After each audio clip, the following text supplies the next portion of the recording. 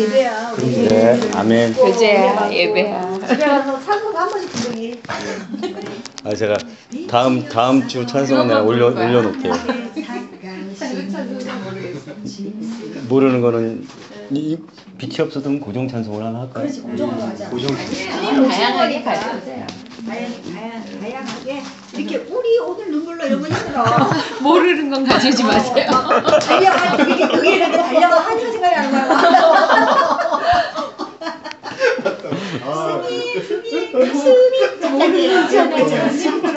내가 못 살아. 아유. 이거 때문에 재밌어. 미숙한 영혼을 용서해줘. 저 일찍도 회개했으니까 미수가 어떻게 됐죠?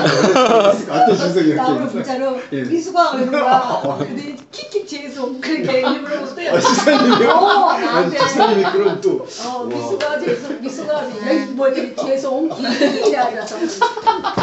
난 미숙하기에 주님만 의뢰하면 또 아멘 그래서 공부하고. 가끔 코미디를 해요. 네, 재밌어요. 목사님 예배드리는 곳에 여기가 제일 재밌죠. 정확히 짚으신데요. 맞아. 아 너무 또 이렇게 또 찬양 인도해 주셔서 집사님이 좋다. 감사드립니다. 너무 감사합니다. 예, 찬양하니까 너무 좋으네요. 좋네요 진짜. 이 정서가 부양돼서 좋은 것 같습니다. 기타 못 쳐. 이걸로 치는데 지금 배우고 있어요. 탬버린이라도 하나. 혹시 여기 예배당을 만들까요? 예배당으로 변하는 거 아니야 나중에? 그리고 빈말이 아니라 일주일 동안 또 이렇게 건강하게 또 웃을 수 있게 만나는 건 그건 기적인 것 같아요. 네. 예, 이렇게 다시 만날 수 있고 서로 이렇게 하나님의 본질의 말씀을 나눌 수 있게 된다는 것, 그런 시간을 맞이한다는 것 자체를 저희가 좀 축복으로 삼을 수 있어야 되지 않을까. 그리고 이제 비록 바쁘셔서 이제 우리 영진 씨가 불참하셨다 하더라도 젊은 분이 참 대단하신 것 같다는 생각은 항상 갖고 있습니다. 그래서 그러니까 모르지. 미수가 마이너스가 되고 있어.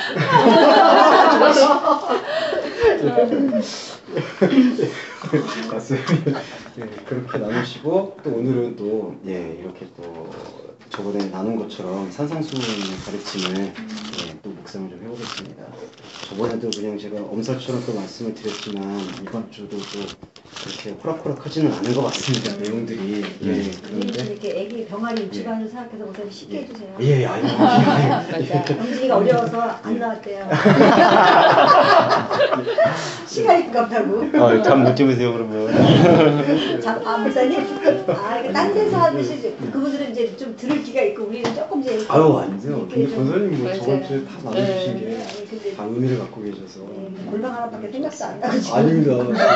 한주 내내 골방을 생각하셔서. 그거 하나면 그게 된 거예요. 그게 포인트인데. 그냥 골깍지가 껴가지고 그냥 골방에서 내가. 그 의미를 찾을 수 있을 것 같아서 감사드립니다. 저번 주에 간략하게 저희가 했던 부분이 산에 대한 내용이었고요. 산이 갖고 있는 이 마태복음의 그 의미는 골방과 연동이 된다. 그거는 분명한 것 같습니다. 물리적인 산으로 올라가신 게 아니라 우리 모든 각자의 마음 안에 있는 산으로 에이스토브로스라고 해서 들어오셨다. 우리 마음 안으로 들어오셨다는 표현이시죠. 그리고 우리 마음 안에서 사실은 앉으셨다라는 표현이 정착하셨다라고 번역이 되어서 우리 안에서 항상 머물고 계시고 언제나 머물고 계셨죠. 그러니까 어떤 의미에서는 만인구원론이에요. 사실은 하나님께서는 누구 한 명 버리려고 하는 그 의도는 없다라는 것은 분명한 것 같습니다.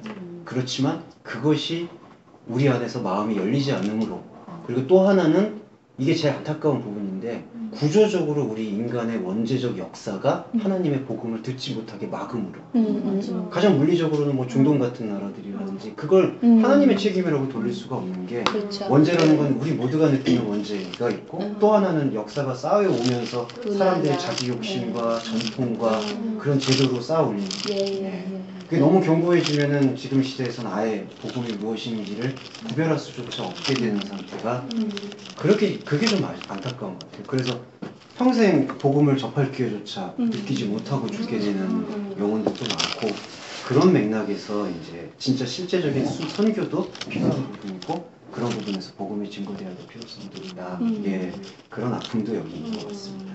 그래서 그분은 항상 우리에게 와서 앉으셨고 당신의 그 생명의 골방을 펼쳐주시기를 원했고 이제 중요한 거는 우리의 제자됨은 제가 계속해서 이제 반복드릴 말씀이지만 우리의 제자됨은 우리가 무언가를 해서 혹은 우리의 어떤 공덕이나 공력을 통해서 하나님께 영광을 돌리려는 모든 시도가 포기될 때 오히려 시작되는 것 같습니다. 아멘. 그게 바로 그의 제자들이 가까이 왔다라고 표현을 해서 우리 안에 들어오셔서 당신의 세계를 펼쳐주시고자 하는 그 하나님의 아들인 예수 그리스도의 마음에 우리가 그저 그 마음에 공감하는 것 하나가 제자의 본질이다. 예, 그것 외에는 제자일 수가 없다라고 말하는 게 오히려 예수님의 그 말씀의 진위가 아닌가. 근데 우리 인간이 갖고 있는 속성 중에 또 하나는 쟁취욕이 전 있다고 생각해요. 그러니까 이것을 어떤 섬김의 쟁취욕도 사실은 또 쟁취욕의 일부일 수가 있고, 그러니까 우리는 주신 은혜가 이렇게 크기 때문에 우리가 이 은혜에 대한 어떠한 보답을 해야겠다. 하나님은 보답을 원치 않으시지만 우리 차원에서는 뭔가를 해야 되겠다라는 마음이 또 오히려 사단의 미혹을 불러일으킬 수가 있다라고 볼 수가 있습니다. 그러니까 먼저 우리가 해야 될 것은 우리 안으로 들어오셔서 우리 안에 있는 이 생명의 우주를 펼쳐내시고자 하는 그의 말씀에 귀 기울이는 것이 가장 먼저 선행돼야 되지 않을까.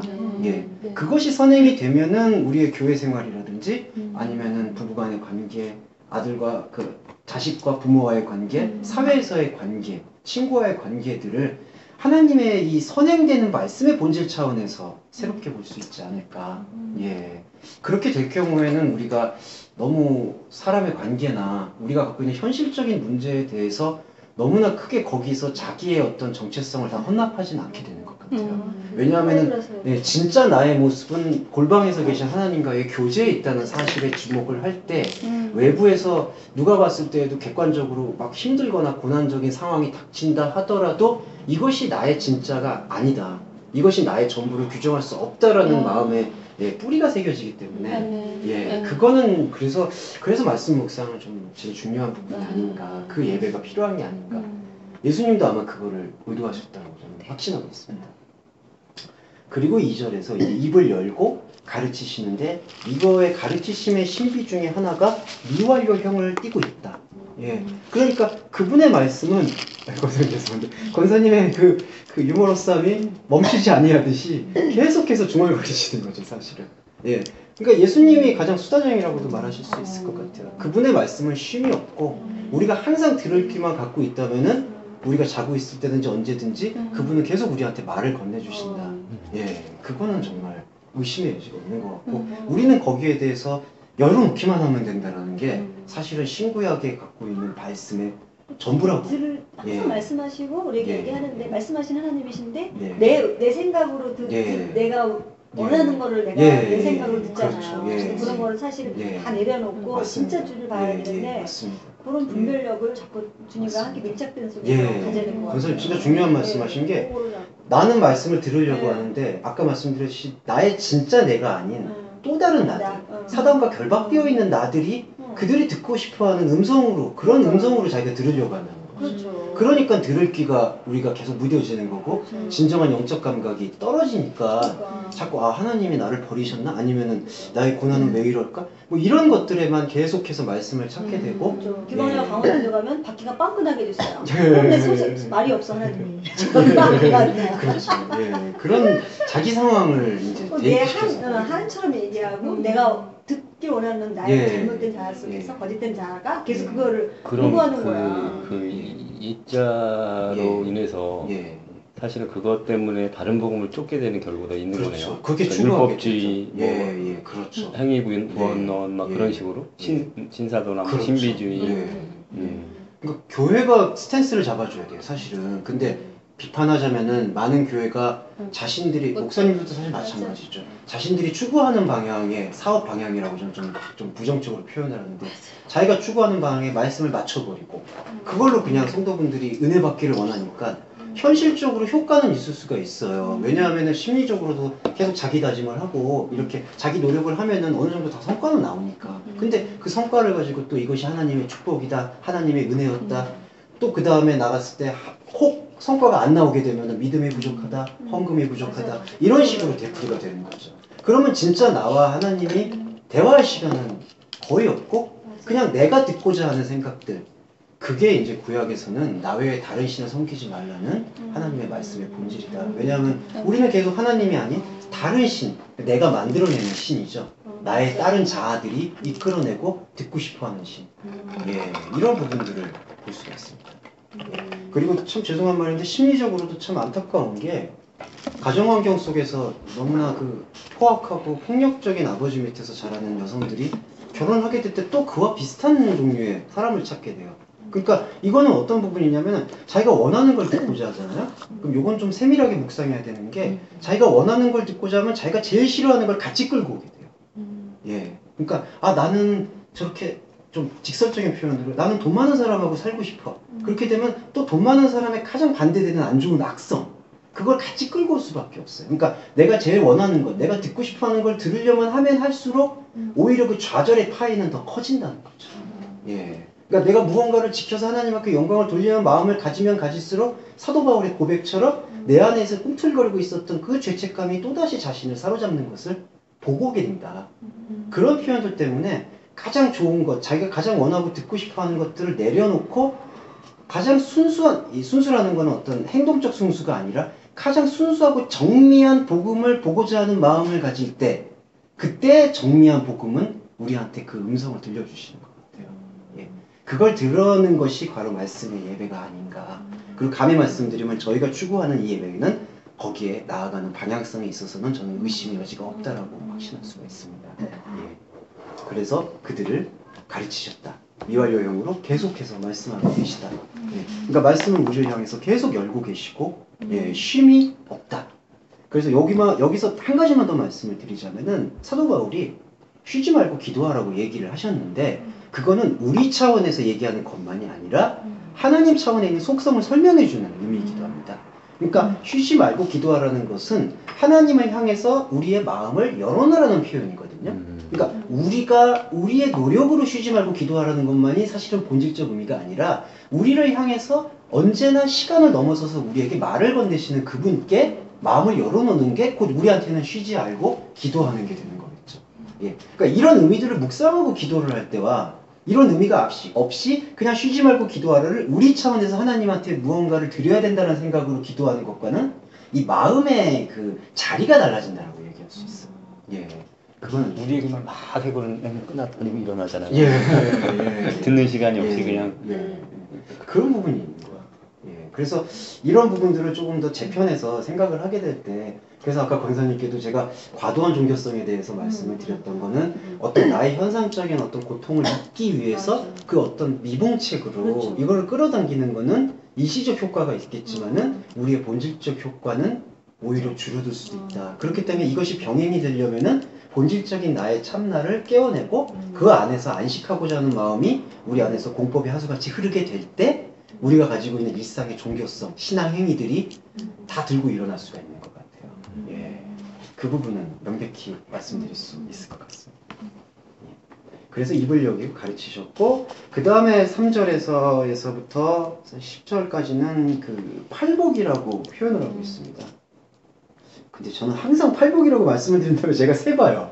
이게 어찌 된 일일까요? 하나, 둘, 셋, 넷, 다섯, 여섯, 일곱, 여덟, 팔복이었습니다. 이 동네에 팔복이라는 남자가 살아가지고 그 사람이 생각이 나. 그래서? 팔복이 저는 옛날에 아버님이 옛날에 시골에 잠깐 사셨는데 그때 놀러 갔을 때 시골에 이렇게 꼭 칠복이라고 우리는 복자이를 칠복. 많이 네. 칠복이, 근데 팔복이, 제 기억은 오복이. 꼭 그 마을 동네에 보면 약간 좀 발달장애 있는 분들 중에 이렇게 그런 이름들을 잘 부르시더라고요. 칠복이 이렇게. 예. 복칠이도 있고 반대로. 예. 복팔이 막. 근데 이 팔복이 갖고 있는 그 말씀의 역할은 산상수훈의 거의 이제 전부를 이제 좌우한다 하더라도 과언이 아닐 정도로 복의 근원에 대해서 밝히고 있고, 예, 그리고 복이 무언가에 대해서 설명해주고 있는데 가장 초점을 맞추고 있는 것 같습니다. 그래서 왜 산상수훈의 처음부터 예수님이 이 마카리오라고 번역되는 복을 선택을 하셨느냐? 일단은 첫 번째로는 기복신앙을 경계하신 거고요. 예. 그 다음에 두 번째 신앙은 자기의의 신앙을 경계하셨다. 예. 그러니까 첫 번째 기복신앙이라는 거는 유대교에 있어서도 가장 뿌리 깊게 자로잡혀 있어서 율법을 잘 지키면 복을 받는다.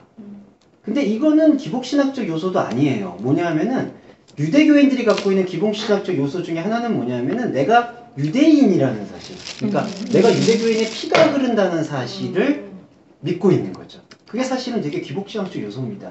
오늘날 우리 교회에서도 계속 나는 예수님의 이름으로 세례를 받았고 구원을 받았기 때문에 이 믿음은 변함이 없을 거야 라는 생각. 근데 하나님 시간과 하나님 차원에서는 구원과 믿음은 변함이 없고 이례적이거든요.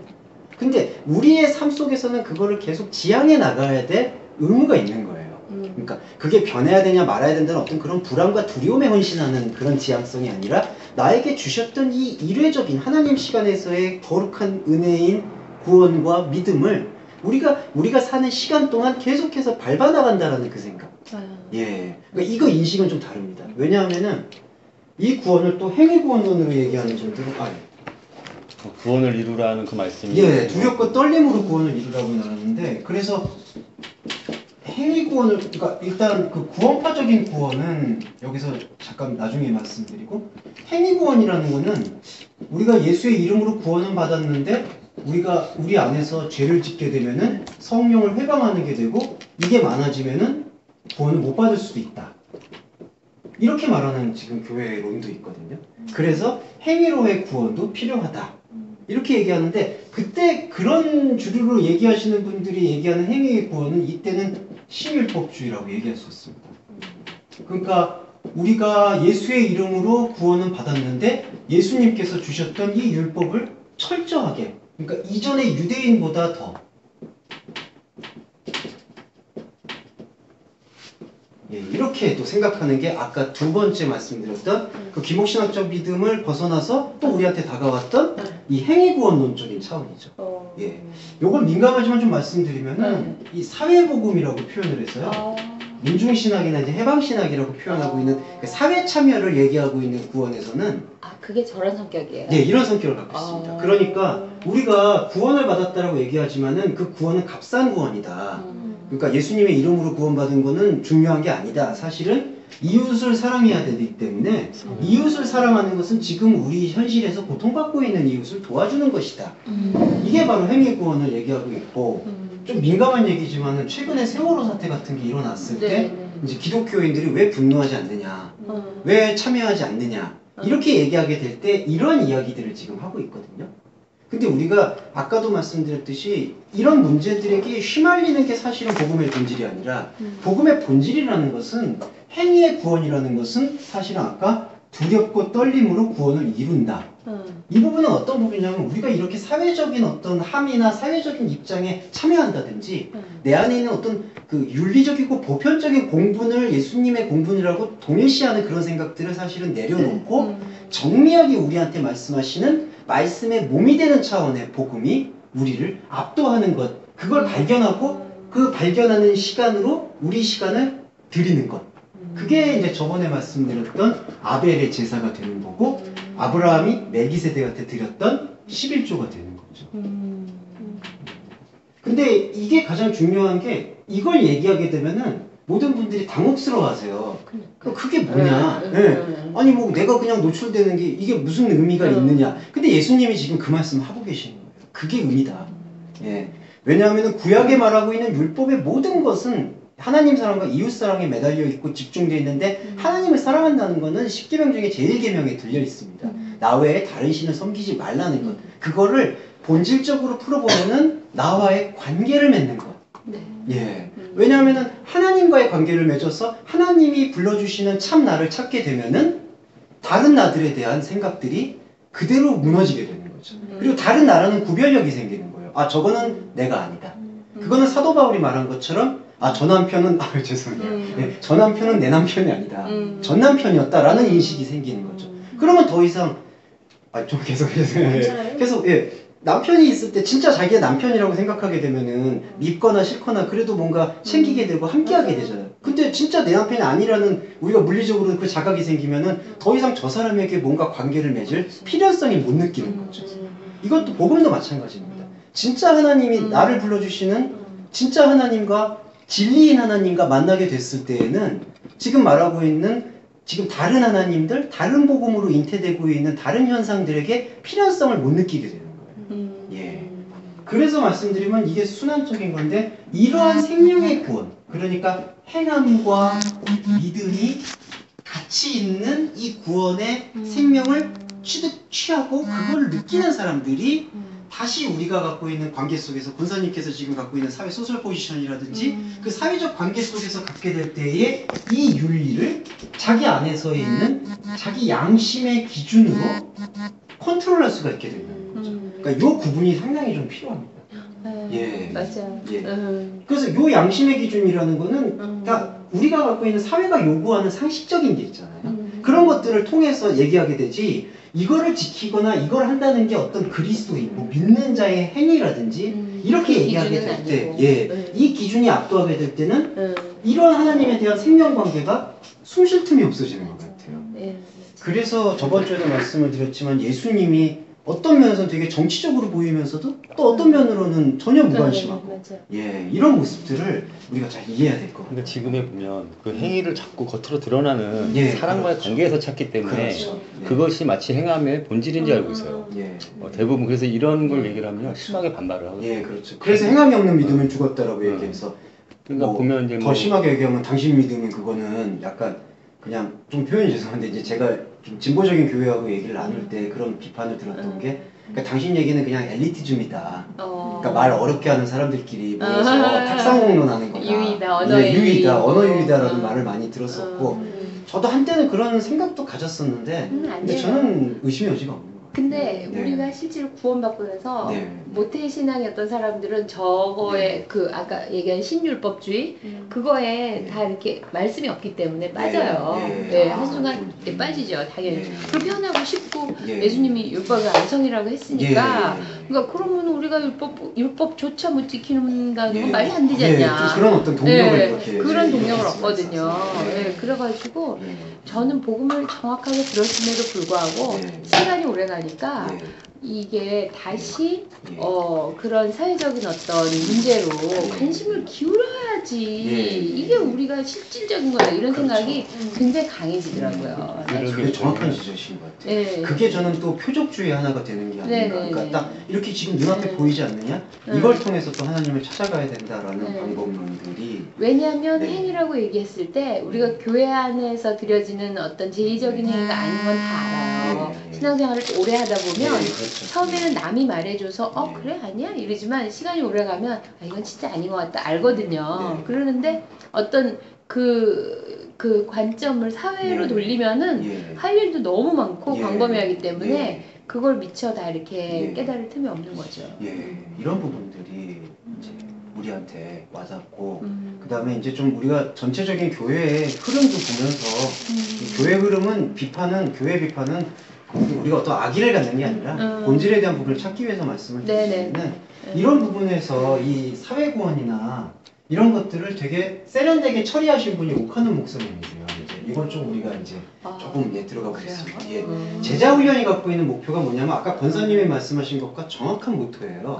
그래요? 그러니까 우리가 예수님을 믿음으로 구원을 받는데 믿음으로 구원을 받은 이 백성이 제자된 삶을 살기 위해서는 제자된 모습을 사회의 빛과 소금으로 보여줘야 된다.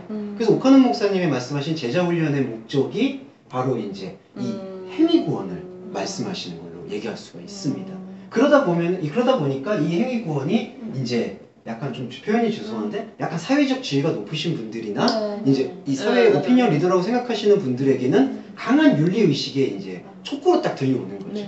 근데 저는 그런 모습들은 사회 생활과 그다음 우리 공동체를 대한민국이랑 공동체를 이끌어 나가는 데 있어서는 정말 유익하다고 생각해요. 근데 중요한 거는 심하게 말씀드리면 그것 자체가 복음이라고 얘기하는 순간 복음의 동력은 가라앉아 버리는 거죠. 예. 그러니까 지금 뭐 저는 오정현 목사님을 탓하고 싶은 생각은 없는데 지금 오카나 목사님이 오정현 목사를 선택한 목적도 그렇고 그렇죠. 그리고 저 교회가 저런 형태로 갈 수밖에 없는 이유도 근본적인 근본적인 이 아벨의 제사라고 표현할 수 있는 생명의 예배가 부재하고 있는 상태 속에서는 당연히 사람의 욕망이 결탁되게 되는 결론이 아닌가. 예, 그러니까 많은 분들이 당혹스러워하거나 인정 안 하려고 하는 게 그래도 사랑의 교회는 저 타락한 대형 교회하고는 다르다라는 자부심이 있거나 질문이 있어요. 왜 이렇게 사랑의 교회는 본질과 목표가 분명했는데 복음과 어긋나지 않았는데 왜 이런 현상이 있습니까? 그렇게 묻는 사람들도 있고 또 하나는 이렇게 교회에 분란을 일으키는 사람들은 사단의 세력이다라고 그냥 이렇게 매도하는 분들도 있고 그러니까 그런 모습들이 전 냉정하게 말씀드리자면은 오카노 목사님이 이 복음의 어떤 그 진실성과 생명력에 대해서는 정확히 말씀해 주셨는데 그거를 지속시키고 이끌어 나갈 힘을 한 터럭이라도 열어 놓으셨어야 되거든요. 근데 안타깝게도 그런 부분은 부재하지 않아요. 저런 부분이 예. 삶으로 보여라. 예, 그렇죠. 이렇게 되는 거예요. 삶으로. 그렇죠. 그게 사실 되게 무서운 얘기거든요. 예. 삶으로 보여라. 그 예. 기준이 예. 사실은 윤리, 도덕, 사회적 보편, 윤리 안에 gat혀 있는 거예요. 그렇죠. 그 프레임을 계속 벗어나지 못하는 거예요. 네. 예. 그래서 이제 그걸로 하면은 예. 그리스도인이고 아니면 예. 아니고. 예. 그러니까 이게 상당히 예수님의 말씀하고는 그러니까 사도 어긋나는 바울이 제일 고통스러워하면서도 계속해서 밀고 나갔던 부분이 바로 그 부분이죠. 왜냐하면은 그 당시에 유대교 기독교도들은 그래도 우리가 그리스도를 받아들였지만은 유대교 전통을 존중해 준다는 생각하에 이방인들하고 겸상도 안 했고 여러 가지 유대 율법들을 그대로 보존하면서 그래도 이 사회적 통념들을 지키는 게 삶으로 보여주는 행함이다라고 얘기를 하고 있었거든요. 그런 입장에서 바울은 그 사람들의 눈에서도 이단이었었던 걸 볼 수가 있습니다. 근데 바울은 끊임없이 가져갔었죠. 예, 이런 부분들. 그리고 또 하나가 그러면 이거는 그냥 말뿐인 게 아니냐. 근데 이게 그렇죠. 제일 역설적인데 중요한 게 말씀뿐이에요, 사실은. 예, 이 교회 하나님이 보내신 자 예수 그리스도가 신구약을 완성하셨을 때의 목적은 그냥 말씀뿐이에요. 이게 중요합니다. 영생은 그리스도를 아는 예, 거라고. 예, 예. 그러니까 우리는 이게 우리의 당혹스러움인데 우리는 성장하면서 교육을 받고 그리고 직업의식을 느끼고 소명감을 가지면서 이렇게 뭔가 나의 존재의 가치를 딱 거기에 보게 되는데 너무나 익숙해져 있어요. 예, 그거는 필요하죠. 당연히 우리가 삶을 살아가면서. 근데 그 필요함이 필요악이 돼버릴 때가 언제냐 하면은 아 이건 말뿐인 건 아닌 것 같다. 어떻게 말씀뿐이라는 거냐? 이 말씀이 뭔가 그 말씀이라는 거는 뭔가 이게 삶으로 나오는 거 아니냐? 나와야 되고 우리한테 보여줘야 되고 거기에 이제 또 무게 중심을 맞추게 될 때에는 말뿐이 아닌 상태로 다시 가버리게 된다는 거죠. 예. 그러니까 이거에 대한 오해가 많으세요. 이 기독교와 예수 그리스도는 말뿐이에요, 사실은 말씀뿐이에요.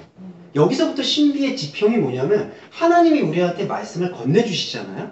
그러면 우리가 생각할 때에는 그냥 어떤 사랑하는 연인이 속삭이듯이 나를 그냥 건네준다. 그 정도의 차원에서만 머무를 수가 있는데 하나님이라는 창조주의 존재가 우리한테 갖는 의미의 본질은 말이 곧 몸이 되는 것.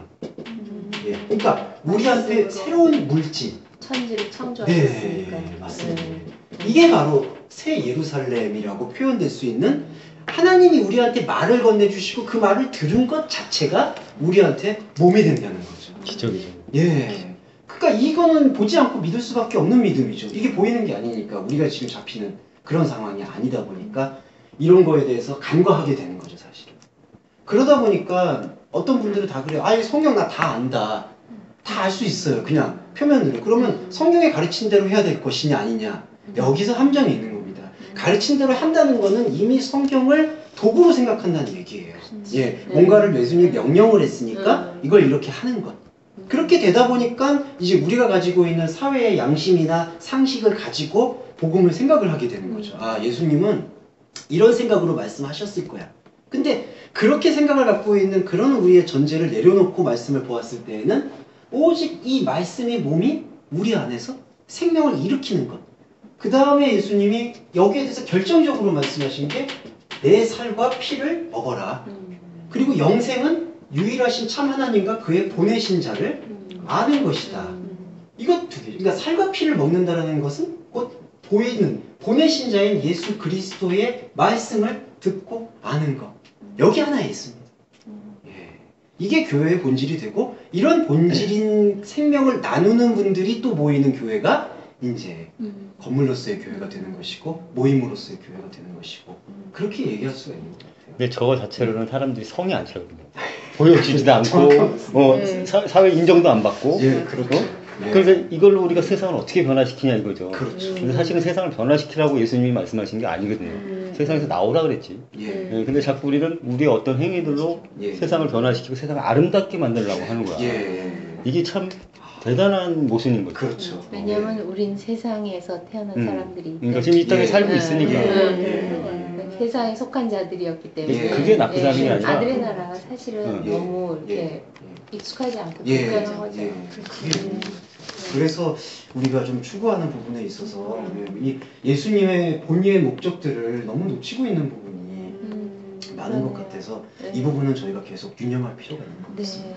아니 근데 우리도 그렇게 하지만 안 믿는 우리 신랑 같은 사람도 너 예수 믿는 애가 왜 그래?를 항상 하니까 나름대로 포장을 하고 싶은 거지. 예수 잘 믿는 거 같처럼 예수 믿으면 내가 이래 참고 또 이해하고 용서하고 그러니까 어느 날 아, 얘는 작은 예수다. 막 이렇게 표현을 하는 거야. 근데 이런 게 있어요. 어떤 분들이 이제 제가 이제 예전에 그 행위에 대해서 많이 적을 하니까 그럼 당신은 뭐냐 그래요. 근데 사실은 저는 교회 안에서 노숙자들 하루에 5-6명씩 봤거든요. 그래서 제가 시켜주고 맞아요. 그게 중요해요. 저는 그거를 맞아요.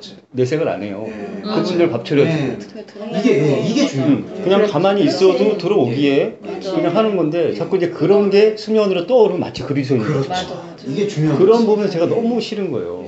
그러니까 마치 그게 정답인 줄 알고 있어요. 그래서 나는 사실 어떻게 보면 내가 하는 게 아니지만 내가 한다고 얘기를 하면 그 사람 반박하고 싶은 게 나는 이렇게 한다라고도 보여주고 싶은 마음이 내 안에 있는 거예요.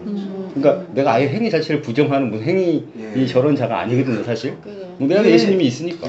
집사님 정말 잘 말씀하신 게 오히려 그냥 이 말씀뿐이다라는 것을 우리가 심게 되면은 행위를 안 하는 사람들이 되는 게 아니라 오히려 사회의 윤리에서 말하고 있는 그 사람들이 얘기할 수밖에 없는 빛과 소금이 될 수밖에 없어요. 그게 하나님의 필연성이죠. 은혜를 아니까 할 수밖에 없고 사실은 거기서 내가 안 드러나요.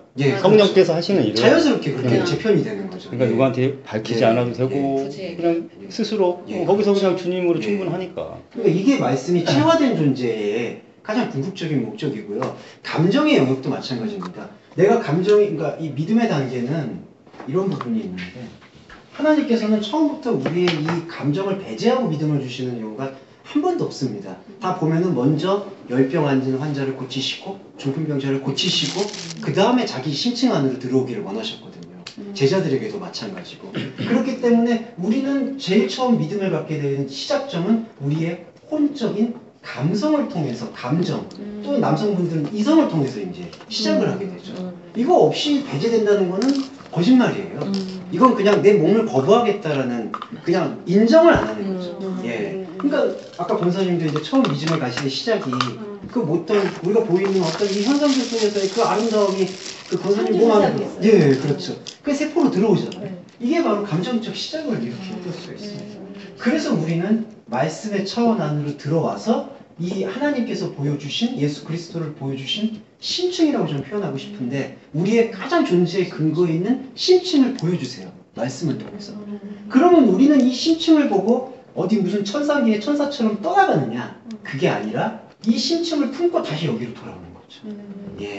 여기 지점이 중요한 것 같습니다. 그러니까 영지주의라고 표현할 수 있는 사람들은 욕망을 어떻게 품냐면은 나는 이제 이 감정에서 심층을 보았기 때문에 내가 이런 사사로운 어떤 그런 감정들이나 이제 이런 것들에 휘둘리는 사람이 아니다. 근데 사실은 이 감정이나 마음 같은 거는 우리가 가져가면서 계속해서 사실은 다뤄야 될, 그리고 함께 해야 될 대상들이거든요. 근데 그런 거를 또 거부하면서 나는 두려움이 없다, 나는 불안이 없다, 예수님이 내 안에 있는데 무엇이 두려우랴? 간혹 신념이 좋은 사람들은 그렇게 저는 항상 그러죠. 너는 왜 두려워하니? 왜 불안하니? 너 믿음이 없다? 이걸로만 계속 누가 어느 하나 이 마음의 감정을 만져주지 않았어. 그렇죠. 그거를 사실은 서로 인정을 하고 그러니까 우리가 잘 법을 모르고 있는 거예요. 그렇게 되어야 될 필요가 있죠. 계속 주위 사람들이 너는 기도를 몇 시간 하니? 성경을 봤니? 두려워하지 말려면 두려워하지 말아야지. 왜 두렵니? 이런 걸로만 하지 어떤 내 마음을 차라리 듣고 아파해주고 만져주는 사람이 없더라. 하나님밖에. 그렇죠. 그거 외에는 사실은 해결이 안 되는 부분이 있는 것 같아요. 그래서 우리가 이 심층을 통해서 이 감정을 보게 될 때 권사님이 말씀해 주신 것처럼 이게 바로 저희가 오늘도 팔복에서 보이게 될 이게 그리스도의 마음이거든요. 근데 마음이라는 표현 안에는 영의 신비와 그 다음에 이 혼의 감정이 같이 담겨 있는 공통분모를 갖고 있는 영역입니다. 그래서 이제 저희가 저번 주에 영으로 가난한 사람들이라고 했을 때 영은 우리가 만들어내거나 우리 안에 있는 것이 아니라 오직 하나님의 존재 자체가 영이라고 표현할 수가 있고요. 마음은 뭐냐 하면은 이 마음은 우리가 그리스도의 마음을 품으라고 했을 때 그리스도의 마음이 뭐냐 하면은 그리스도는 영이시지만 우리 안에서 똑같은 우리의 성정을 입고 태어나셔서 우리의 이 혼적인 감성을 그대로 드러낸 존재거든요.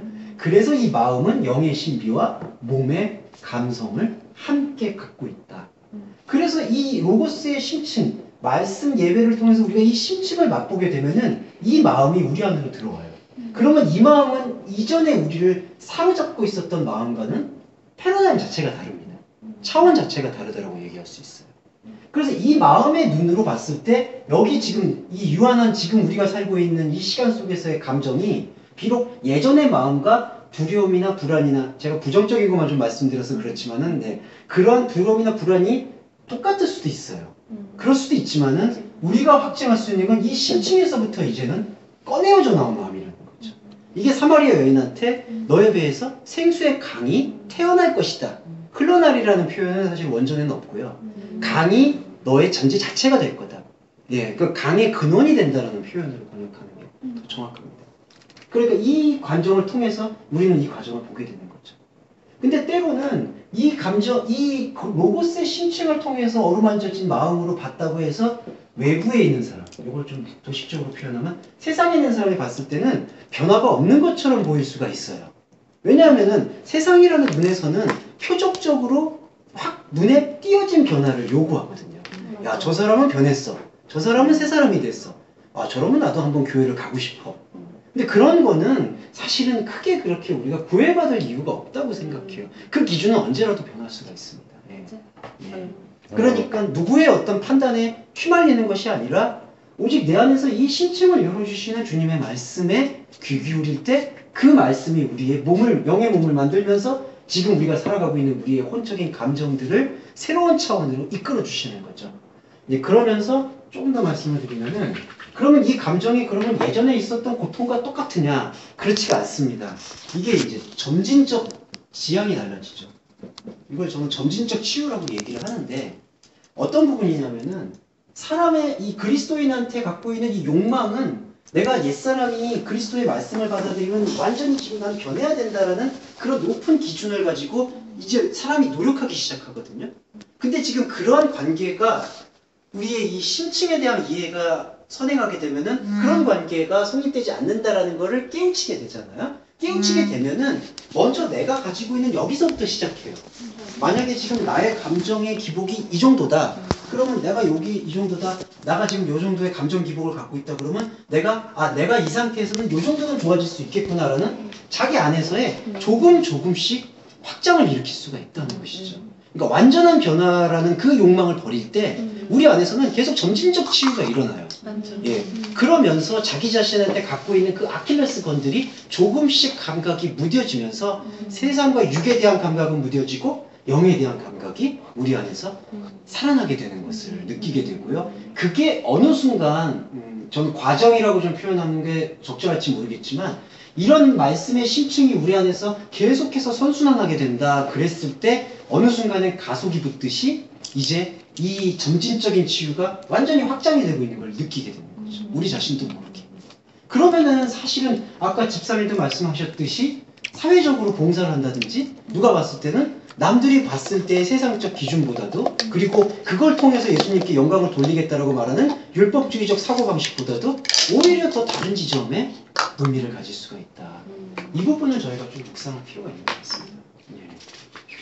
근데 이제 이게 네. 전 그렇거든요. 그러니까 아까 그 얘기했을 때 양심이 그러니까 각자의 그 기준에 따라서 그렇게 이제 말씀하셨는데 물론 이게 선순환되는 이게 생수가 터져버리면은 해피하죠, 그죠? 그러면 이제 굉장히 행복한 선순환이 되지만 그렇지 않고 그 표면적인 거, 그러니까 어떤 그 유교적인 뭐뭐 다 와야 그렇죠. 한다라는 걸 갖고 한다 할지라도 그거에 대해서 우리가 그렇게까지 구분할 필요가 있을까? 그렇죠. 나중에는 그런 회의가 오더라고요. 왜냐하면 교회마다 목사님마다 저는 이제 지향하는 게 그렇기 때문에 아예 그런 죄송한 얘기지만 그 복음을 안 가르치는 목사님 설교는 5분도 못 들어요. 그래서 딱 접어버리는데 그런데 여전히 복음을 증거하는 목사님들 중에서도 이런 그 선순환적인 거를 애써 가르치시면서 계속 그렇게 아닌 부분을 계속 정죄하시거든요. 그랬을 때 이 당사자가 이거 모르니까 이거 하는 거잖아요. 그렇죠. 예. 근데 이거에 대해서 우리가 그렇게까지 이거를 도식적이어야 도식적이어야 되는가. 그거는 구분 자체가 사실 할 이유가 없는 거예요. 그래서 이제 우리 배우는 입장이니까 이렇게 할 수 있지만 근데 공동체 안에서도 그렇죠. 그거는 그러니까 교회 공동체 안에서도 우리가 만약에 그런 눈을 갖고 이렇게 본다면 아 저 사람은 아직 율법 아래, 아 저 사람은 뭐 복음만 해, 아 저 사람은 아예 율법 자체를 몰라, 뭐 이런 식으로 다 나눌 수 있잖아요. 그것도 주님의 마음은 아닐 것 같다는 생각이 들어요. 그렇죠. 그렇게 우리가 판단할 수 있는 전혀 과정이 아니고 왜냐하면은 다른 분들이 갖고 있는 그 하나님과의 궤적 시간은 다 다르죠. 시간표가 다른데 우리가 저 사람이 어디 있어라고 얘기할 이유는 사실 없는 거예요. 그리고 교회 안에는 마땅히 장성한 자와 연약한 자가 같이 있는 게 맞는 건데 그 부분을 너무 그렇게 막 하는 거는 문제가 있지 않나. 그렇죠. 그래서 지금 말씀해 주신 게 저희가 왜 그러면 이 말씀에 대한 이런 지금 인식을 갖느냐 이거는 누구를 정죄하느냐 누구를 판단하느냐의 문제가 아니라 지금 이제 우리 안에서의 구별, 내적 구별을 위해서 우리 이 시간에는 분명히 필요한 얘기죠. 이제 그런데 이러한 모습들이 또 외면적으로 상대를 판단하거나 이렇게 또 단죄하는 또 그런 형태로 쓰임받게 된다는 거는 여기에 본질에 대해서 조금 더 또 그걸 외면화시키고 있는 현상은 아닐까 그 지적도 많죠. 저는 그게 좀 안타깝더라고요. 저는 그런 것 같아요. 그러니까 조금 이렇게 그 존재론적으로 알아갈수록 사실 그 안 사람들이 더 무서운 거예요. 왜냐면 그런 부분들 판단과 비판하는 그 정죄하는 부분들이 강하게 우리 안에 일어나기 때문에 그 부분을 더 십자가로 나가지 않고. 우리도 수많은 사람은 그렇게 하고 있어. 내가 하고 있단 말이야. 누가 하는 게 아니라 내가 하고 있다고. 그러니까 그 소리 없이 우리가 얼마나 많이 선생이 되지 말라는 얘기가 사실 그런 게 아닐까 싶어요. 그러니까 너가 알았다? 그러면 그냥 네 아는 삶에서 주님과 교제하고 흘러나온 걸 해야 자꾸 아는 게 밖으로 상대를 겨냥하게 되니까 그 화살이 상대 쪽으로 향하게 되니까 문제가 되는 거죠. 사실. 근데 이제 복음을 증거하게 되는 측면에서는 참 이런 마음들이 이 스탠스를 참 유지하기가 쉽지가 않은 게 너무 이제 그 행위론적인 구원이 이것이 예수의 행함의 전부라고 좀 말씀하시는 분들이 너무 강하게 그걸 이제 그리고 이제 그런 분위기들이 너무 다 주류가 돼버리는 또 현상들이 이제 뭐 좀 있다 보니까 저렇게 했을 때 과연 그러면은 물론 그것도 참 좋은 신념들이고 그 신념은 저는 보존돼야 마땅하다고 생각하거든요. 근데 이제 그런 신념과 하나님의 복음과의 그 세밀함들이 전제가 되지 않는다고 했을 때 나타나게 되는 좀 우려들이나 좀 이렇게 획일적인 모습들 공동체가 또 그런 어떤 지도자의 한 명에 의해서 또 획일적으로 움직이는 방향들 그런 것들에 대한 아쉬움들은 좀 그거에 폐해는 말도 못하죠. 이번 세월호 사건에 다 드러났잖아요. 그런 것들이 좀 극단적인 발언들, 딱 극단적인 발언들 딱 이렇게 수면 위로 올라오는 그렇죠. 그러니까 딱 나뉘잖아요. 그런 것도 있고 예수님도 보고 바울이나 그 선지자들 보면 사실은 사람한테는 인정도 못 받았어요. 이 복음하고 타협하지 않았기 때문에 예수님한테 주신 이 존재적 말씀을 전하기 위해서는 교회 안에서 공격을 받았거든. 너는 뭐야? 이렇게 됐던 거예요. 그러니까 이들은 내가 하고 싶어서가 아니라 주님이 내 안에 사시니까 이거를 전할 수밖에 없는 거예요. 이게 생명인지 아니까. 근데 그런 부분을 겪을 것 같아요. 이제는. 그게 집사님이 말씀하신 팔복의 마지막에 이제 등장하는 것 같습니다. 의로 인해서 핍박을 받는다. 근데 이게 중요한 게 이게 외지적 핍박을 많이 알고 있는 부분인데 이건 외적 핍박이 예수님이 문제 삼은 부분이 아니라 내적 균열을 문제 삼으셨던 거예요. 저 지금 내적 균열이에요. 내 안에 커밍아웃합니다. 진짜요. 내 안에 두고. 그렇죠. 여태까지 외적인 줄 알았어요. 외적인 줄 알았어요. 근데 외적 부분은 예수님이 이 산상수훈에서는 크게 다루지 않는 오히려 이 내적 균열을 통해서 내적 균열을 통해서 외적 균열의 현상들을 볼 수 있도록 해주시는 그런 부분을 주시는 것 같아요.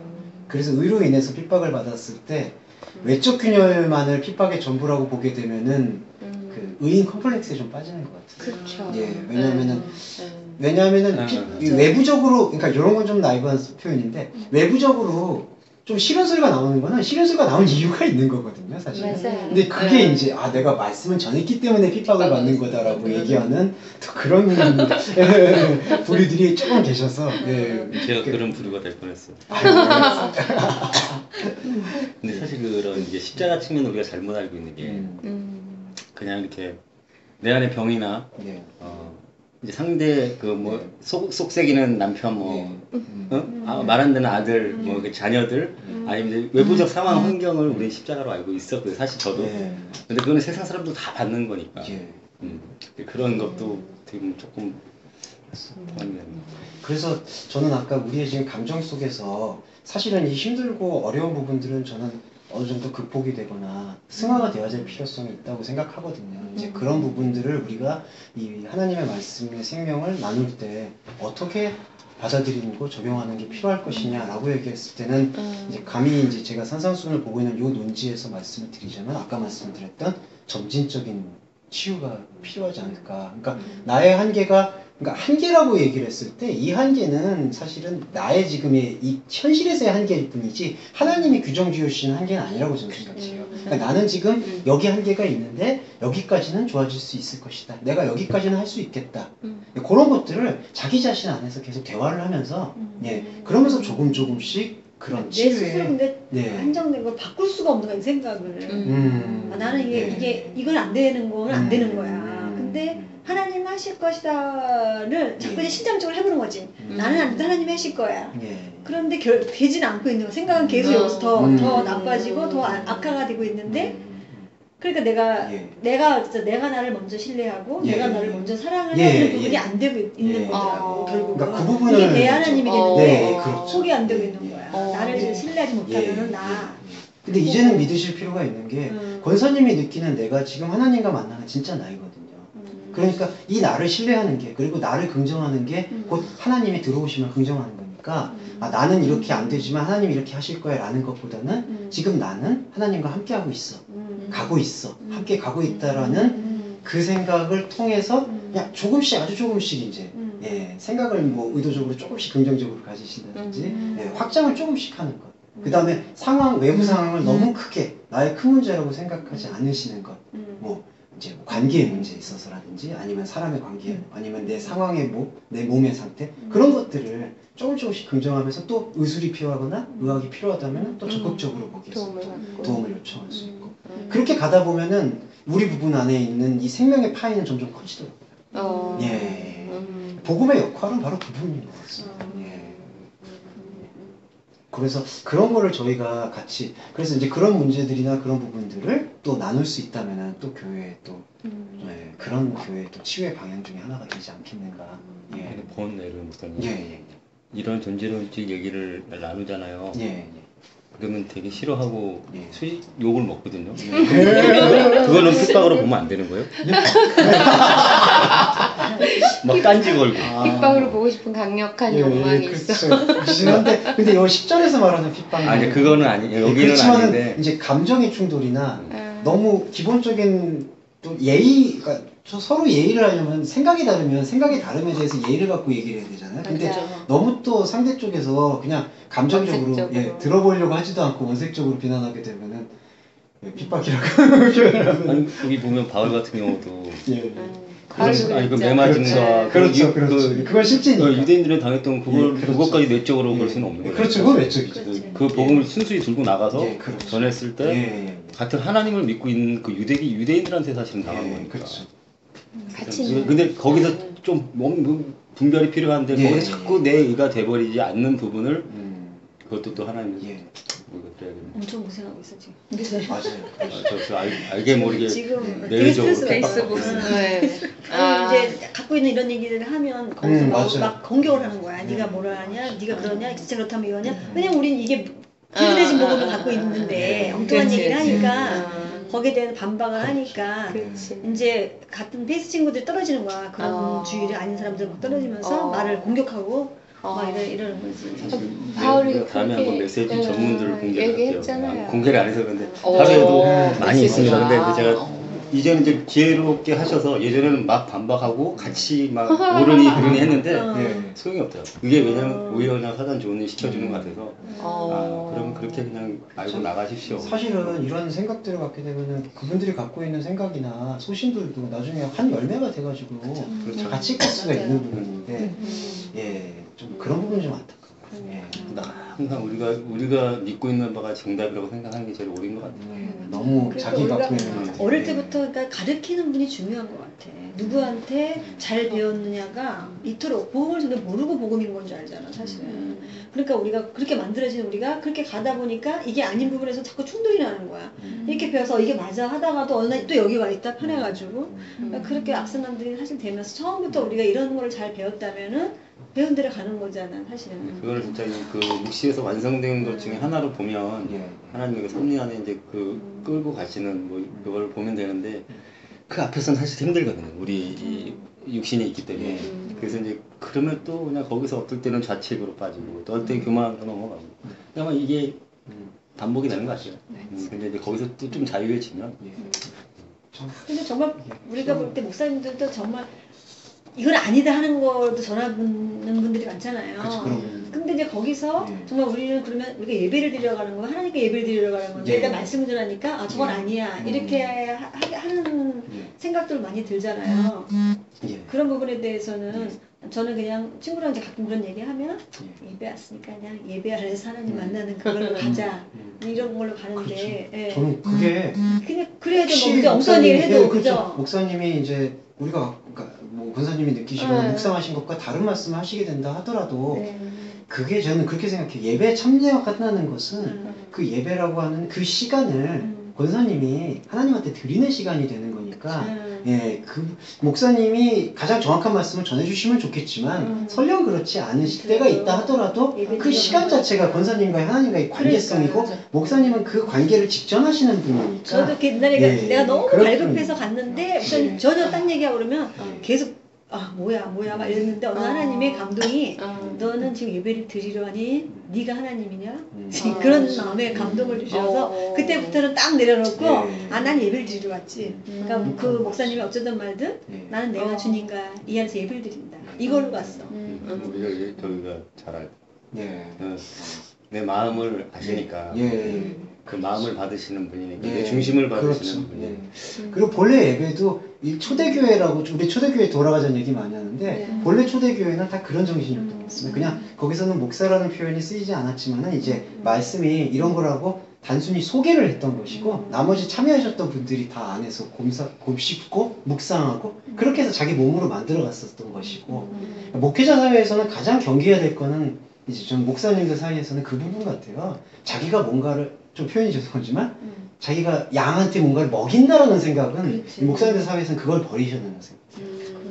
우리나라 목사님들은 절대 못 버리죠. 그 너무 뭐 자기 기본 중에 생기본이라고 갖고 있을 텐데. 그게 때로는 사랑의 책임감으로도 발전하실 수 있겠지만 그렇지 않게 될 때는 조금 저는 왜냐하면 그냥 목사의 직임은 말씀을 나누는 이렇게 나누어서 성도분들이 그것에 대해서 체화할 수 있도록 통로를 이렇게 열어드리는 게 결정 역할인데 사실 그것뿐이라면 뭐 많은 선구적인 목사님들이 그렇게 하지만 그렇게 뭐 예배당에 옮길 이유도 없는 거예요. 그렇죠. 사실 그게 건물이나 조직의 사실 그거더라고요. 그리고 말씀이라는 것이 이렇게 이야기를 하면서 궁금하면 좀 물어보기도 하고 그렇죠. 서로 근데 그러면서 말씀이 자꾸 들어오다 보니까 저는 나중에 나도 봉사를 해야겠어 이런 생각이 드는 거야. 왜냐하면은 나도 마이크 잡고 말 좀 해보고 싶어 이런 생각이 드는 거야. 왜냐하면 듣다 보면 그 목사님은 비교적 복음을 정확하게 가르치는 편이에요. 근데 가르치시는데 제가 들으면서 가끔 생각을 하죠. 내가 목사라면 이렇게 설교할 것 같아 이 본문을 뭐 이런 생각이 들을 때가 있어요. 그러니까 이렇게 얘기를 할 수 있으니까 참 좋네요. 이 소통이 필요하거든요, 사실은. 그리고 또 젊으셨을 때는 이런 복음의 필요성을 저는 20대나 30대 초반에는 파토스가 있어요. 그 열정이 있는데 그 열정의 흐름이 좀 말씀드리기가 죄송한 표현인데 이게 선동의 율법에 사로잡힐 수가 있거든요.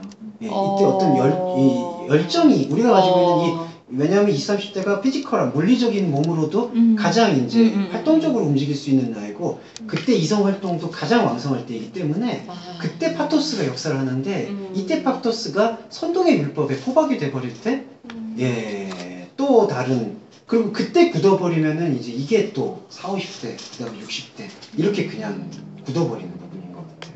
그래서 복음에 대한 이 생명의 객관성을 통해서 계속 지금 나의 현실에서의 나의 자아를 주장하는 부분들이 분쇄되는 생명의 파열을 경험할 때 그게 이제 이 내재화가 되고 습관이 되면은 40대, 50대 가정을 꾸리고 그걸 나아갈 때 생명의 통찰력을 가지고 볼 수 있게 되는 것 같아요. 예. 근데 그렇지 않을 경우에는 다 이 두 극단적인 파토스에 이끌리는 부분은 어쩔 수 없는 것 같아요. 근데 그거는 참 20대 청년이 갖고 있는 아름다움인데 때론 그 아름다움이 그게 또 종교적 열정으로 열정은 필요한데 그 열정이 이제 생명으로 이끌어줄 수 있는 다리가 되어줘야 된다라는 표현이고 근데 다리가 되어주지 않을 때 다시 그게 굳어버릴 수 있는 경향이 있는 것 같아요. 선동하고 선동당하고 그렇죠. 그런 부분들이 조금 경계해야 될 필요성들이 있을 것 같습니다.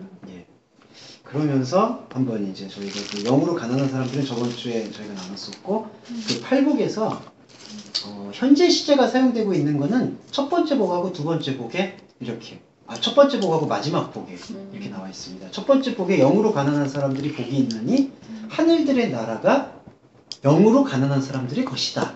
이거는 현재형이 사용됐고요. 그 다음에 마지막 팔복에 끝나는 5장 10절에서 의로 인해서 핍박을 받는 자 복이 있나니 또 천국이 저희 것이다 라고 얘기할 때도 현재형. 그래서 저번 주에 저희가 나눈 것처럼 천국이 저희 것임이라는 게 사후의 개념을 여기서는 언급하신 게 아니고 하늘이라고 표현할 수 있는 하나님의 생명 차원에 합류하고 있는 사람들, 바로 우리들이죠. 바로 우리들 안에서 새롭게 펼쳐지게 되는 새로운 시스템, 새로운 통치, 그걸 이제 바실레이아라고 표현합니다. 그러니까 이게 아까 요 관계로 잠깐 우리가 혼적 감성을 통해서 믿음을 가지면 하나님의 로고스의 심층을 보고 그 로고스의 심층을 보는 게 바로 하늘들이 되어지는 체험이거든요.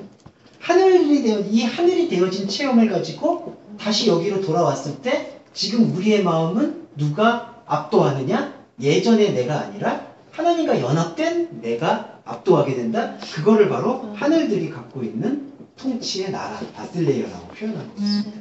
그러면 이 바실레이아는 미래나 과거에 이루어지는 게 아니라 바로 현재 진행형이에요. 글씨를 갈수록 못 쓰는 것 같습니다. 은혜로워요. 제가 2년 전만 해도 그래도 뭔가 형체를 알아볼 수가 있었는데 헬라어인지 한국어인지는 모르지만 이제는 그런 맛이 없죠. 죄송합니다. 그래서 하늘들의 나라가 그들의 것이다. 그래서 첫 번째 복하고 마지막 복을 다 하늘들의 나라, 천국이 지금 우리 안에 있다, 우리와 함께 있다. 그걸 여기서 지금 강조하고 있는 걸 볼 수 있습니다. 그러면서 나머지 복들은 다 미래형으로 사용되고 있는데요. 요거에 대한 설명만 좀 드리겠습니다. 미래형으로 사용되고 있다는 게 어떤 부분이냐면요. 두 가지 의미가 있는데요.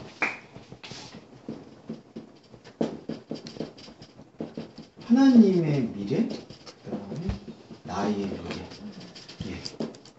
어떻게 볼 수 있냐면은 지금 첫 번째 복하고 마지막 복에 첫 번째 복과 마지막 복에서 하늘들의 나라 천국이 우리의 것이다가 현재형으로 사용이 됐거든요. 그러니까 지금 현재 우리가 지금 이것을 느끼고 공감하고 있다. 이 나라가 공감되어질 때 나의 미래, 이때는 지금 내가 살고 있는, 그러니까 1살에서 90살까지 우리가 가지고 있는 시간 속에서의 미래의 상태가 이렇게 나머지 복들처럼 되어질 것이다 라는 거를 얘기하고 있습니다. 그랬는데 이 나의 미래의 시간이, 그러니까 나의 미래의 시간이 이제 두 번째 복, 위로하는, 애통하는 자 위로받고, 온유한 자 땅을 받고, 그 다음에 의의 굶주린 자 배부르게 되고, 이게 우리가 살아가게 될 앞으로의 삶을 압도하게 된다는 하나님의 약속이고, 그렇게 살아가는 사람이 바로 복 있는 자다.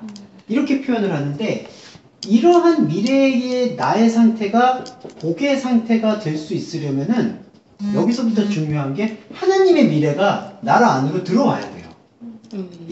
그러니까 이 미래는 우리가 생각하고 있는 이런 시간상의 미래를 얘기하는 게 아니라 바로 존재론적으로 존재로서의 미래라고 저는 얘기하고 싶습니다. 그러니까 하나님의 시간으로서의 미래는 과거, 현재, 미래에 국한되는 게 아니라 그 시간을 넘어서서 계시는 분이 우리한테 들어오시는 것이죠. 그게 바로 들어오게 되는 그 접점이 뭐냐 하면은 동사 랄레오, 그 다음에 명사로 로고스. 우리한테 말씀으로 들어오신다. 그러니까 우리의 앞으로의 미래의 이 복 있는 상태가 이루어지려면은 우리가 무엇을 노력해서 할 수 있는 부분이 아니라 하나님의 시간에서 예정되어 있었던 이 미래, 생명의 미래가 우리 안으로 이 나라, 하늘들의 나라 안으로 들어와서 이 나라를 다스릴 때 우리의 현실, 우리의 미래, 우리의 앞으로가 이 지복한 상태를 체감하게 된다는 것을 얘기할 수가 있습니다. 그러니까 우리가 해야 될 예배는 바로 요 하나님의 미래가 우리 안으로 들어오도록 열어놓는, 문 밖에 서서 두드리더니 그 문을 여는 존재. 저거는 구원에 해당하는 게 아니라 사실은 그 일회성이 아닌 연속성으로 계속 그 시간, 지금 이 크로노스의 시간 안에서 계속 그렇죠. 돼야 되는 거네요. 그렇죠. 이 바슬레가 말씀을 통해서. 말씀을 통해서 우리가 이 하나님의 시간. 그러니까 예정론이라는 게 어떤 예정론이냐면 하나님이 우리를 사랑하시는 것, 사랑하셨다는 사실. 그것 자체는 이미 우리가 지어지기 이전에 시간 동안 창세 전에 예정이 돼 있다는 것이죠.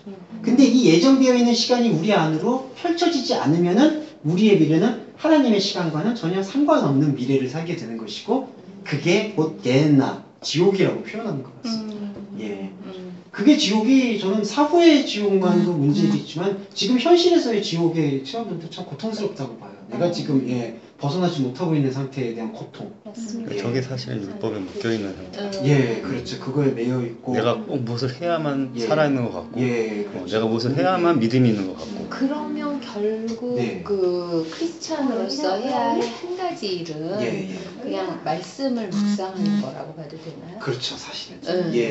그게 말씀을 묵상하는 게 저는 전인적 변화, 교리적으로 표현하자면은 그게 되는 것 같아요. 왜냐하면은 말씀을 묵상한다라고 했을 때 우리들이 제일 허무하게 느끼는 거는 묵상했으면 뭔가 열매가 나와야 된다는 생각인데, 묵상과 열매와 몸이 삼위일체처럼 하나가 되는 걸 지금 얘기하고 있는 것 같아요.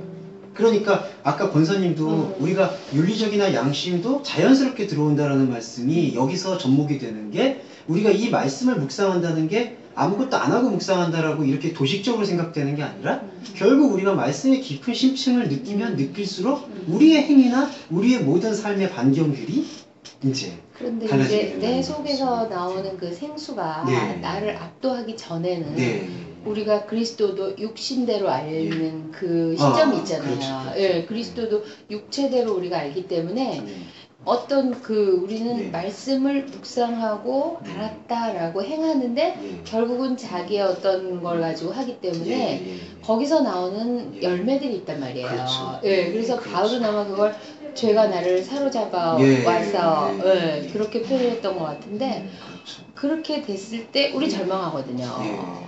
그러면 내가 하나님을 만난 게 아니라 악령을 만났나? 그렇죠. 그럴 수 있죠.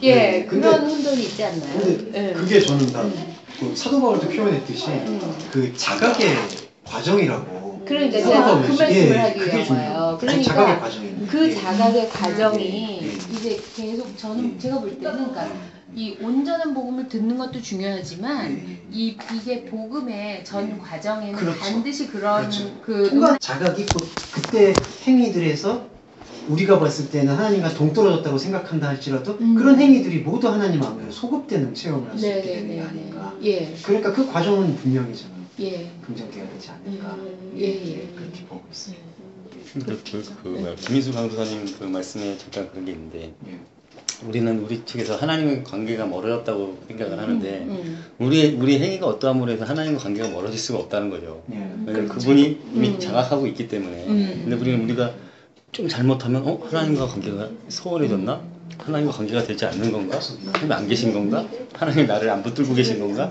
이런 자꾸 이런 그 두려움에 자꾸 빠지게 된다는 거죠, 사실.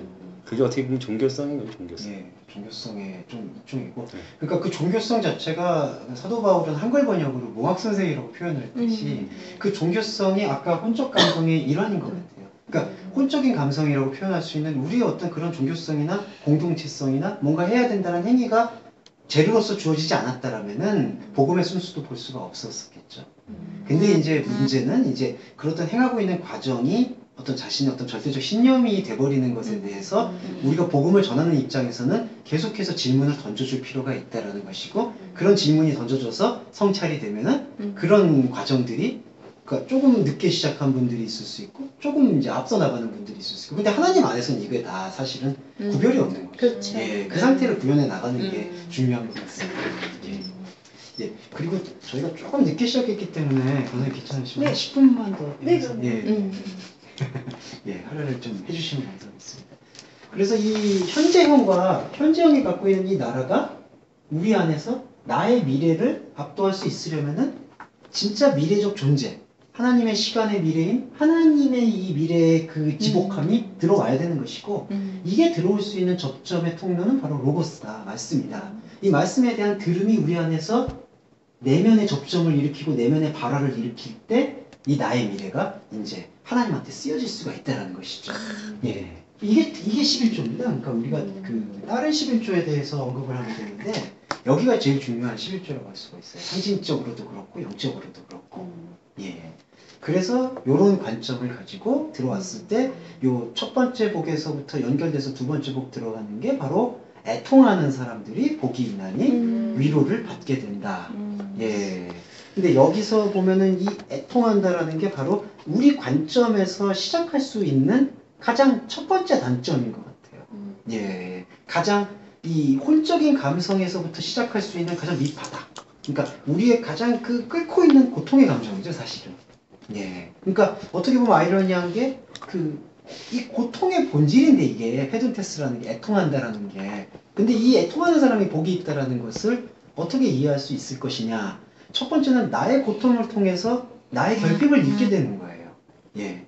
내가 고통받고 있다라는 그 사실에 대한 자각이 나로 하여금 종교성으로서의 신을 찾게 되고, 근데 그 종교성으로서의 신을 찾다가 종교성으로서의 신이 이 위로를 받는다는 단어가 저번 주에 말씀드렸듯이 파라클레토스, 보혜사의 의미를 갖기 때문에 나의 고통스러운 그 고통이 종교적인 우상신을 찾게 되는데, 그 우상신을 하나님의 말씀과 만나게 됐을 때 그 우상은 깨어지고 하나님의 본질이 우리 안에 들어오는 게 바로 파라클레토스, 성령이 우리에게 들려주신다는 거죠. 예.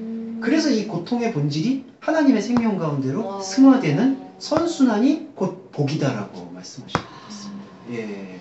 이 부분이 좀 주목할 수 있는 부분인 것 같아요. 예. 그렇게 하면서 이 고통의 본질이, 근데 이제 애통하는 사람들이 복이 있는데 이 위로를 받을 것임이라는 거는 미래형이고 애통한다라는 거는 현재형인데, 그렇다면은 우리가 긍정해야 될 부분은 우리의 이 본연의 성질인 고통은 우리가 가지고 있는 이 유한성의 시간 동안 같이 가져가야 될 사실은 몫이다. 예, 예, 그거는 뭐 이렇게 고통을 무슨 뭐 마조이스트처럼 받아들이고 그런 문제가 아니라 이런 우리의 본연에 있는 감정의 고통. 근데 사람마다 그게 편차가 있을 수 있고 상황과 환경에 따라서 층위가 다를 수 있다고 봅니다만 누구에게나 이 페둔테스는 있다고 생각하고 있습니다. 근데 이제는 우리가 이것이 선순환의 관계로 승화될 수 있으려면은 그분이 이 고통에 대한 뜻을 가지고 이 고통의 본질에 자신의 말건냄, 파라클레토스의 위로가 있다라는 사실을 이 말씀을 통해서 우리가 자각하게 됐을 때 천국이 저의 것임이 된다라는 그 현재의 그 우리의 통치가 가능하게 되는 게 아니냐. 예, 그 부분을 여기서 묵상할 수 있는 것 같습니다. 그 다음에 여기서 요것만 하고 이제 다음 주로 넘기도록 하겠습니다. 죄송합니다. 예, 아닙니다. 때문에 귀한 말씀. 전혀 아닙니다. 요것만 말씀드릴게요. 그 애통한다라는 단어가 요거는 성경 하나만 좀 찾아보시면 좋을 것 같은데 그 마태복음 9장 15절에 보시면은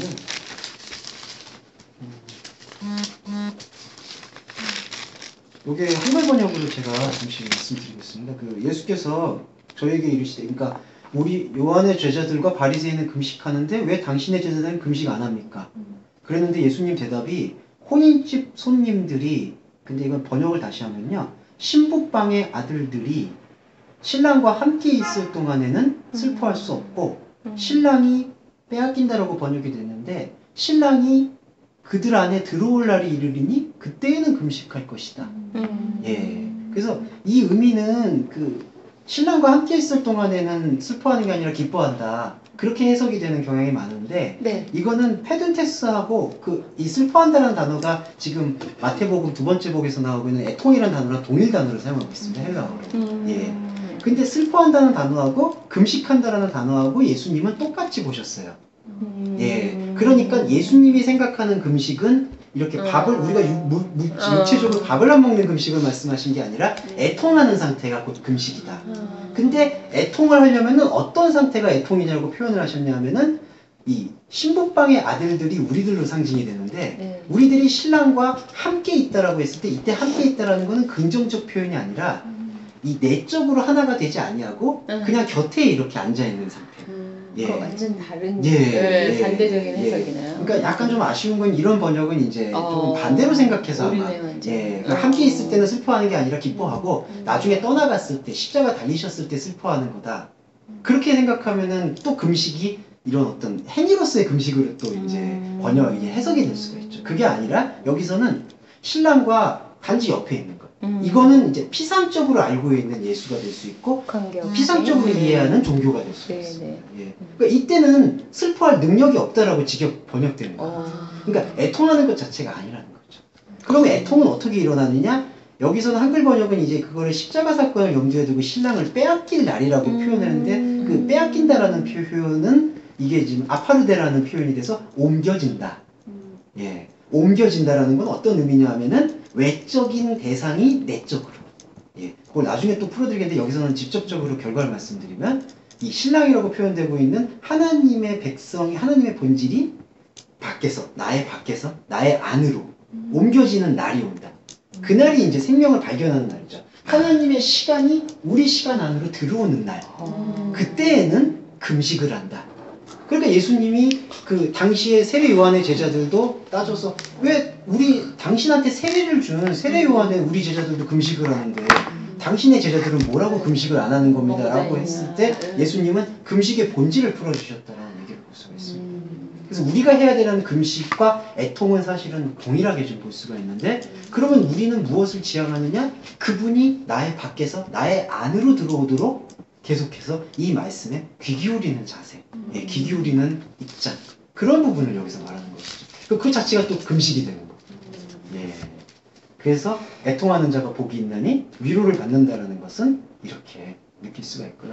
그 다음에 가장 피상적인 위로라는 감정적인 부분도 여기서는 다 통합이 됩니다. 그러니까 파라클레토스의 가장 심층적인 의미는 하나님이 나에게 말을 건넨다는 얘기고 하나님이 나에게 말을 건넨다는 이 단어 안에 위로를 받는다는 뜻이 함께 들어가 있거든요. 그러면 위로라는 거는 진짜 우리가 갖고 있는 가장 표층적인 가장 그 몸에 가장 그리고 지금 상황에 필요한 위로도 주님께서 또 함께 연동한다는 걸 여기서 확신할 수 있을 것 같습니다. 예수님 보면 지금 계속 이쪽으로 그 율법주의하고 표피적 문자적을 다 박살을 내고 계시는 거예요. 예, 그렇죠. 근데 알아듣지를 못하고 있는 거예요. 사실은 제자들도 이걸 알아듣지 못해요. 그래서 우리가 이거를 다 껍질을 이렇게 벗기고 새롭게 재구성하고 봤을 때 예전에 율법이라고 생각했었던 행함은 그냥 알게 모르게 자연스럽게 우리 안에서 생활의 윤리로 실천이 되는 것이고 그럼 그건 더 이상 율법에 예속된 믿음이 되는 게 아니라 하나님과의 본질 관계를 회복하는 믿음으로 완전히 재편되는 거죠. 그러니까 예수님이 아니었으면 이런 게 가능했겠느냐라는 건 그래서 기독교 외에는 구원이 없다라는 게 바로 이런 맥락에서 저희가 납득이 되고 이해가 되는 것 같습니다. 예. 그게 아니면은 석가라든지 마호메트는 이러한 영적인 만족을 준다라고 저는 전혀 확신할 수가 없어요. 저는 그거는 제 짧은 식견이지만 저도 이제 다종교에 비교 종교에 관심이 많았고 제가 또 석사를 할 때부터 비교 종교학을 했기 때문에 감히 말씀드릴 수 있는데 우리의 어떤 초자아적인 거나 우리의 초심리적인 것들에 위안을 줄 수는 있겠지만 불교라든지 다른 밀교라든지 뭐 다른 어떤 종교들이 그렇지만은 본질적으로 우리를 바꿔줄 수 있는 그런 종교라고 표현하면 뭐라겠지만 그런 신앙과 종교는 예수예요. 이 산상순을 사실은 간디하고 성철 스님이 맨날 읽으면서 실천을 했거든요. 이 표피적 문자적으로. 근데 지금의 교회가 그대로 하고 있단 말이에요. 표피정 문자. 이게 표피정 말씀이면 법정스님 말씀하고 딱 맞아요. 그렇죠. 예, 무소유하고 여기 예수의 말하는 그 가르침하고 표피적 측면에서는 동일하게 다 일치되는 걸 볼 수 있습니다. 신비하네요, 아주. 예. 아주 신비로워. 산행을 시작하셨기 때문에 아마 처음에 올라가실 때 좀 산행도 다 처음엔 좀 가파르기 때문에 조금 이제 발이 좀 가벼운 것 같아서 발걸음이 찬양부터 시작을 누르라 이러고 역시 찬양